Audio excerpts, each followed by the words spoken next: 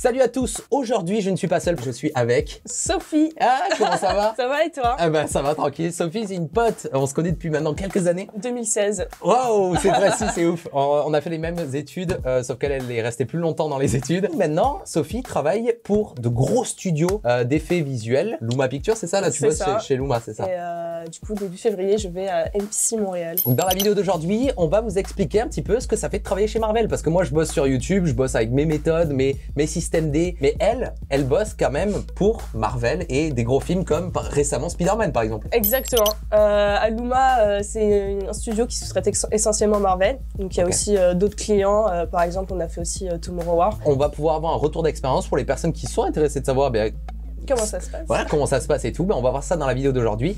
Alors c'est parti, découvrons comment on bosse chez Marvel. Alors n'hésitez pas à vous abonner, à mettre un petit commentaire, un petit partage, tu connais. Commençons tout de suite cette vidéo. Alors déjà, comment ça se passe quand tu arrives dans un gros studio comme ça? Parce que toi c'est ton premier taf directement après les sorties d'études. Qu'est-ce que ça fait d'être face à un studio pareil? Parce que déjà, j'ai commencé en 2020, donc en pleine pandémie. Luma était à Melbourne et à Los Angeles. Moi j'étais engagée pour Melbourne et tout était fermé, les frontières. Du coup, c'était essentiellement un télétravail. C'était un peu cool parce que du coup, j'ai pu travailler depuis la Réunion du Mexique. C'est pour ça que moi j'ai un teint blanc dégueulasse et elle est ultra bronzée stylée parce que toi t'es partie par niente. Du coup en fait on est arrivé en télétravail, du coup c'était un petit peu bizarre j'avoue quand t'arrives dans un studio en télétravail parce que tu rencontres pas les gens. Mais on s'y fait très vite et du coup aussi Luma c'est un studio, c'est pas un énorme studio justement comme MPC et tout, c'est plutôt un studio moyen qui fait des moins grosses séquences quand même, des séquences moins impressionnantes mais et du coup en tant que junior, en tant que première expérience, j'ai eu quand même pas mal de responsabilités. C'est super cool parce que c'est vrai que parfois on a juste peur d'être des cliqueurs de boutons et en fait c'était pas du tout le cas. Et toi tu t'es spécialisé dans quoi? Parce que dans ce métier est quand même extrêmement fragmenté, on peut se dire quand même. C'est très spécialisé, du coup moi je suis spécialisée dans les FX. Ok. Donc c'est tout ce qui va être explosion, fumée, etc. Mais moi dans les FX je suis encore plus spécialisée dans tout ce qui est abstrait, procédural et magique. Parce qu'en fait, même dans les FX, par exemple Charles, lui, je me rappelle à l'époque, je sais pas si ça a changé, mais lui c'était l'eau. Il kiffait l'eau, il adorait faire de l'eau. Parce que même dans les FX, c'est fragmenté, tu peux faire de la destruction, de l'eau, du feu, toi, des effets un peu magiques et tout ça. Alors après ça dépend, il y a des gens qui font un peu tous les genres d'effets. Moi, j'ai pas envie. Non, en fait, moi, ce qui est super cool, c'est que les gars, ils savent un peu ton profil, ils savent ce que t'aimes, dans quoi t'es doué, et du coup, ils te donnent des tâches en fonction. Donc c'est cool, moi j'ai toujours fait des effets qui me plaisaient pour l'instant. Mais après, elle va nous donner des exemples un petit peu sur quoi elle a bossé, sur des gros films comme Shang-Chi, la série WandaVision, Spider-Man, elle va nous donner des petites anecdotes sympas. Je l'ai déjà abordé sur ma chaîne Twitch et sur YouTube, mais pour moi, ce métier-là, c'est quand même un truc pas très créatif quand tu es un maillon dans cette chaîne-là. Est-ce que toi, dans un studio comme ça, t'as une certaine liberté où tu peux dire non, en fait, électro, peut-être comme ça, en fait. Ou alors, non, t'as idéa, t'as des sup, on te dit non, tu fais ça. Alors, comme j'ai dit, à Luma, c'est particulier. On est une petite équipe, du coup, on a beaucoup plus, je pense, de liberté créative que certains studios. Mais par exemple, dans WandaVision, ce qui était génial, c'est que, du coup, moi, j'ai créé l'effet Bullet Deflection de Monica Rambeau. Ah oui, c'est à la fin avec l'espèce de particle trails. Exactement. Et en gros, le client, tout ce qu'il voulait, c'était... Le client, c'est Marvel, du coup. Voilà, c'est Marvel. Ce qu'il voulait, c'était...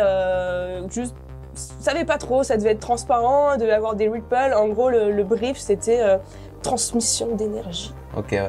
Donc alors là, tu peux faire plein de trucs. D'accord, ouais, donc là, t'avais quand même une liberté. Ouais, donc là, c'était super cool. Du coup, mes supérieurs hiérarchiques, qui m'ont un peu donné des mots-clés. Et j'ai dû chercher sur YouTube, au Vimeo, des références. Et du coup, c'était super intéressant. WandaVision, c'était un projet spécial parce que vu que c'était une série, la prod est beaucoup plus courte que sur un film. D'accord. Ouais, parce que d'ailleurs, comme tu me parles de WandaVision, je me rappelle, quand on avait fini la série et que tout était sorti et tout, tu m'avais dit qu'une petite anecdote marrante, mais que tu travaillais sur des trucs et que la série elle sortait en même temps en fait. Oui. C'est l'orage parce qu'au final il y a un truc qui sort déjà à la télé mais toi tu bosses encore dessus. Ouais, alors nous on travaille sur le dernier épisode du coup et du coup c'était marrant parce que en fait quand je voyais l'état d'avancement de l'épisode et la série qui est sortie petit à petit, je me disais où ça va aller. Ouais, non mais déjà je comprenais pas le rapport entre ce que j'étais en train de faire, le truc en noir et blanc et ce que je voyais. Déjà je ne comprenais pas du tout le rapport. Ouais, parce que c'est aussi le rapport avec l'histoire.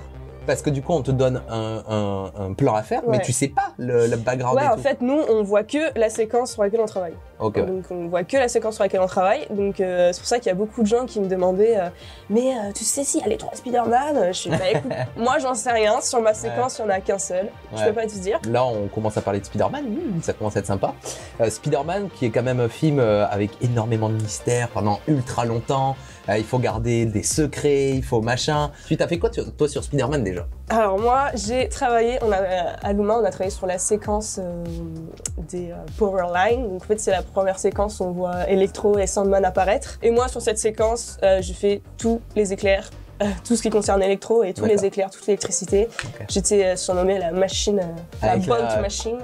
Et en fait, j'avais pas trop réalisé à quel point ce film allait être un phénomène en fait. Okay. Donc au début, quand on m'a dit ouais, on va te mettre sur Spider-Man, j'étais en mode oh cool, ouais cool Spider-Man et tout machin. Et c'est en fait au fur et à mesure en travaillant dessus que je voyais toute la hype autour et je voyais les gens à qui j'en parlais qui étaient en mode waouh le prochain Spider-Man, mais c'est trop stylé.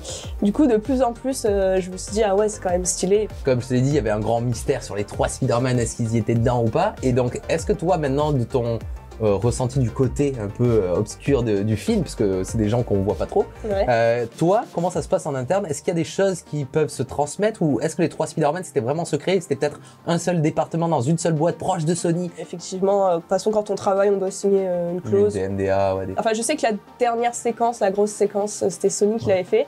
Parce que du coup, Electro, on le voit 2 fois dans le film, dans notre séquence et dans cette séquence-là. Et du coup, il y avait un peu un battle de Marvel. Ils créent un film, ils tournent le film, et ils ne savent pas ce qu'ils veulent et ni à quoi ça va ressembler. Donc c'est-à-dire, pour que ça soit Electro ou l'homme de sable, Sandman, ouais, je sais pas, l'homme de sable. Le gars, le gars de fait de sable. Ils n'avaient pas de design à proprement parler et du coup, en fait, ils ont demandé à notre studio et à d'autres studios qui travaillaient sur ces monstres-là. Okay. Des itérations de design. Donc en fait, nous, on travaillait en parallèle avec des designs différents. Okay. Et au bout d'un moment, ils vont dire ah bah on préfère la version de Luma. Du coup, Sony par exemple va se calquer sur la nôtre.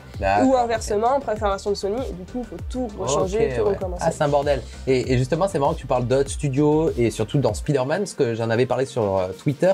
Et il y a beaucoup de personnes qui ont dit que sur Spider-Man, quand même, il y avait des 3D qui étaient dégueulasses et des trucs pas fous. Alors comment t'expliques ça? Comment ça se fait sur un film pareil? Explique-nous pourquoi parfois il y a des trucs moins qualitatifs que d'autres. C'est quoi la contrainte? Alors moi en plus dans la séquence en particulier sur laquelle j'ai travaillé, il y a des trucs que je trouve absolument dégueulasses. Je comprends pas comment Marvel peut valider ça. Et d'un côté, quand je le vois au cinéma, ça m'a pas perturbé l'œil. Mais ce qui peut faire les différences de qualité, les contraintes de temps, les contraintes humaines. Parce que comme je vous ai dit, Luma c'est un petit studio, il n'y a pas une grosse équipe d'environnement artiste comme par exemple la MPC ou Sony, il y a vraiment des gars qui font que ça, qui font que les arbres, que la forêt, tout ça. Et bah quand t'as un client qui change son montage toutes les semaines... Ouais, ça veut dire que Marvel parfois, ils vous donnent une version, on va dire, du film. Voilà, une séquence, et en fait ils disent 2 mois plus tard, non en fait non, on change ce truc là. Mais encore si c'était 2 mois plus tard. Plusieurs choses à dire là-dessus. Déjà en fait la production de Spider-Man était très compliquée. Enfin pas techniquement, c'était pas... techniquement insurmontable, même s'il y a quelques challenges techniques. Mon supérieur hiérarchique qui a travaillé une dizaine d'années dans les effets visuels m'a quand même dit que c'était la prod la plus chaotique de toute son expérience d'artiste. Parce que, en fait, toutes les semaines, pendant 9 mois, on reçoit un montage différent. Donc ça veut dire des nouveaux plans, des plans sur lesquels tu as travaillé qui s'en vont. Donc déjà, ça c'est assez fatigant, surtout quand la direction artistique des effets change en même temps. C'est-à-dire qu'on doit mettre à jour la direction artistique des effets, plus en ajoutant des plans, en enlevant, en les mettant à jour. C'est complètement un bordel. Et puis là, chérie sur le gâteau, au tout début, comment dire, pour pas trop mettre en doute le contrat que j'ai signé, j'avais parlé avec des mots vagues, mais on travaillait sur un personnage qui, à la base, devait quand même faire 25 mètres de haut, donc méga stylé. C'est grand, donc ça nécessite... Oui, il y a quand même, quand il y a un personnage énorme dans un plan, il y a une sorte de cadrage qui change. Voilà, exactement. Il y a toute une compréhension de l'image. Il y a un jour, silence radio, on ne sait pas ce qui se passe. Attendez, on va vous appeler, on va vous appeler. Et là, on reçoit un appel d'urgence. Bon, écoutez les gars, là ça va pas, on va mettre en pause la prod parce que Marvel a décidé que ce personnage-là finalement ferait 1m85. Changeons la taille du personnage. Exactement. Donc en fait là, ça implique énormément de choses. Comme tu as dit, il faut changer les cadrages, il faut changer les caméras, il faut tout changer quoi. Et puis c'est pour ça aussi que c'était un bordel monstre ces montages qui changeaient tout le temps. T'as bossé sur un autre film, Shang-Chi, qui est une prod Marvel aussi. Et est-ce que tu as des trucs à nous dire sur ce film-là, de toi, de ce que tu as fait dessus? Est-ce qu'il y a des trucs où tu fais « Ah ça je me rappelle, ça c'était quand même énervé ». Alors Shang-Chi, c'est un... j'ai bien aimé. Alors, j'aime pas trop Marvel, mais j'ai passé un bon moment. Ouais. Et surtout, c'est un film qui est super important pour moi parce que c'est la première, c'était ma première task en tant que FX professionnel dans le monde du travail. C'était un plan de Shang-Chi. Du coup, j'ai un peu attaché à ce film-là. Et c'était surtout mon premier crédit au cinéma aussi. Parce que j'avais eu d'autres crédits avant WandaVision, c'était sur la télé. Et du coup, ouais, nous, on a travaillé sur la séquence du bus, qui, comme ça, a pas l'air, mais en fait, tout est en fond bleu. Genre toute la rue, tout autour, tout est en fond bleu. Le bus, en fait, il est à moitié réel. Et en fait, je construis une espèce de bus dans une salle bleue avec des espèces de ressorts. Le bus, il bouge. Il y a Shang-Chi, ou sûrement le cascadeur qui attache un câble, qui fait des trucs d'eau et tout machin. Le principal des effets, c'était les fausses étincelles avec Razor Fist là, qui dégomme tout. Et il faut faire les points de Razor Fist interaction. Et c'est marrant parce que du coup, toi, par exemple, donc on parle de Shang-Chi, donc tu dis j'ai bossé sur Shang-Chi, mais t'as bossé sur les étincelles du contact jusqu'à là. Donc c'est fou de se dire qu'à Marvel, à Hollywood, tu te dis j'ai bossé sur ce film-là, mais c'était ce détail-là visible sur genre 30 secondes. Et même les étincelles, ils cassent les couilles. Même sur on se rend pas compte, on se dit ouais étincelles, vas-y je fais étincelles. Mais en fait, il y a tellement de façons différentes de faire des étincelles. Enfin, les étincelles peuvent ressembler à tellement de choses différentes. En prod, je pense. J'ai fait qu'un studio, qu'un seul client, donc je ne saurais pas dire, mais ce que j'ai compris, c'est que tant qu'il y a le temps, on va explorer. Tant qu'il y a le temps, on va explorer les différentes itérations, les différents looks. Et puis à un moment, on n'a plus le temps. On fonctionne par version. Et par exemple, il y a le client, il va dire « Ah bah finalement, je préférais la version B20. Toi, tu es sur la C40. » Parce que du coup, ces nomenclatures-là, comment ça marche? Parce que là, tu dis des lettres et des chiffres. En fait, parce que moi, quand je bosse chez moi, version 1, 2, 3. Vous, c'est comment une fois que vous excédez nous, en fait, tu crées une scène, ça s'appelle A01. Après, chacun fonctionne différemment. Donc, en fait, soit tu peux changer de lettre, par exemple, quand tu fais un changement significatif. Et puis après, chaque fois que tu fais une itération, du coup, A02, A03, A01. Ok, en tout cas, c'est super intéressant. Et toi, si tu as des conseils pour des personnes qui regardent la chaîne YouTube, est-ce que tu as des conseils pour eux s'ils veulent se lancer dans la production et à quoi s'attendre aussi de ce métier-là? C'est un super métier, j'ai vraiment pas à me plaindre. Ce que moi je fais, alors certes parfois c'est dur, c'est contraignant, l'ego est mis en jeu et tout, mais c'est quand même un super métier. On est bien payé, on peut voyager. Voilà, on fait quand même des films quoi. Enfin, comme m'a dit ma meilleure amie une fois, elle m'a dit mais tu fais quand même un truc que des millions de personnes ont vu. C'est vrai que c'est incroyable. Même si sur l'écran tu te dis oulala, je travaillais 9 mois, enfin un truc qui dure 2 minutes, parfois tu te poses un petit peu des questions sur le sens de ta vie. À la fin quand même c'est quand même super gratifiant et puis c'est quand même comme je vous ai dit un travail de développement, ça dure longtemps, c'est pour ça que ça dure aussi longtemps d'ailleurs. Parce que chaque film veut une DA différente, chaque film est différent, donc ça aussi c'est super cool parce que comme toi, tu as des challenges différents à chaque image que tu dois faire, donc c'est un métier qui change. Je dirais qu'il faut pas s'attendre à ce qu'une formation vous nourrisse tout, vous gave de savoir comme ça marche pas comme ça.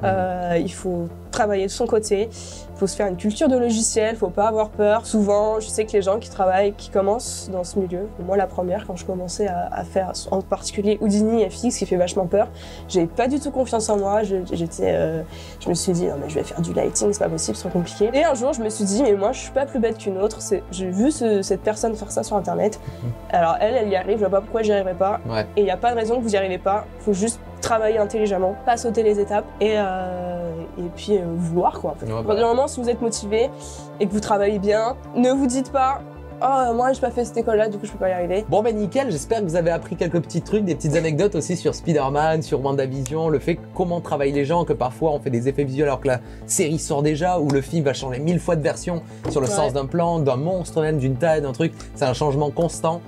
C'est énormément de fragmentation de travail. Moi, vous me voyez faire à peu près tout voilà, sur ma chaîne, mais eux, c'est genre Paul Gros par exemple qui travaille dans la même boîte qu'eux, à Luma Pictures, le bon Paul Fat, il a fait les textures d'une plaque d'égout qu'on voit dans Spider-Man, que Spider-Man prend comme ça apparaît 2 secondes dans le plan, mais il a bossé une semaine à faire les textures. Juste les textures, il n'a pas fait la modé, hein. Donc c'est très fragmenté, donc vous attendez pas à par exemple faire un monstre de A à Z, ça n'existe pas, il y aura un texture artiste, un rigueur, voilà, il y aura, c'est fragmenté de ouf, donc voilà, c'est ça travailler dans le milieu des effets visuels. Qui de mieux que elle pour vous en parler, parce que moi je n'en ai jamais fait. Donc merci beaucoup d'être venu Kaen nous parler de tout ça, j'espère que ça va être inspirant instructif pour les personnes qui veulent faire ce métier et que ça a été instructif pour les curieux. Et voilà, merci beaucoup d'être passé. Bah merci Et beaucoup. très hâte d'aller te voir à MPC au Canada. En tout cas, j'espère que ça vous aura plu. N'hésitez pas à aller suivre le travail de Sophie. Son Instagram, c'est affiché en début de vidéo, mais aussi maintenant. Et n'hésitez pas, si vous voulez m'envoyer un petit message sur Instagram, je pourrais répondre aux questions, pas de soucis. Incroyable. Bon ben merci. Et nous, on se retrouve très prochainement pour une nouvelle vidéo et pour d'autres trucs sur le cinéma, les effets visuels. C'était Atom et Sophie. allez, ciao tout le monde. Salut.